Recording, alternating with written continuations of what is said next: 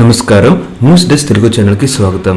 ఈరోజు వాతావరణ అంశాలు వచ్చేసరికి బంగాళాఖాతంలో తీవ్ర అల్పపీడనం వాయుగుండంగా బలపడింది. ఈ నేపథ్యంలోని ఆంధ్రప్రదేశ్లోని కోస్తా జిల్లాల్లో భారీ వర్షాలు కురిసే అవకాశం ఉందని వాతావరణ శాఖ అంచనా వేస్తుంది. ఏపీ ఉత్తర తమిళనాడు తీరాల వైపు అల్పపీడనం పయనిస్తుందని వాతావరణ శాఖ అంచనా వేస్తుంది.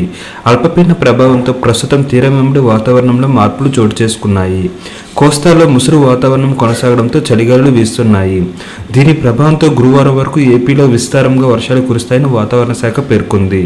అల్పపీడన ప్రభావంతో కాకినాడ, అల్లూరి, విశాఖ, అనకాపల్లి, మన్యం, విజయనగరం, శ్రీకాకుళం, డాక్టర్ బిఆర్ అంబేద్కర్ కోనసీమ, తూర్పుగోదావరి, పశ్చిమ గోదావరి, కృష్ణా, ఎన్టీఆర్, గుంటూరు, బాపట్ల, పల్నాడు, ప్రకాశం, పొట్టి శ్రీరాములు, నెల్లూరు జిల్లాల్లో ఓ మోస్తరు నుంచి భారీ వర్షాలు కురుస్తాయని విపత్తుల నిర్వహణ సంస్థ అంచనా వేసింది. కోస్తాలో తీరం వెంబడి గంటకు 40 నుంచి 50, అప్పుడప్పుడు 60 కిలోమీటర్ల వేగంతో గాలులు వీస్తున్నందున మత్స్యకారులు సముద్రంలో చేపల వేటకు వెళ్లరాదని విశాఖ తుఫాను హెచ్చరిక కేంద్రం హెచ్చరించింది. రాష్ట్రంలోని కళింగపట్నం, విశాఖపట్నం, గంగవరం, కాకినాడ, మచిలీపట్నం, నిజాంపట్నం, కృష్ణపట్నం సహా తమిళనాడులోని వివిధ పోర్టుల్లో 3వ నంబరు ప్రమాద హెచ్చరికలు కొనసాగుతున్నాయి.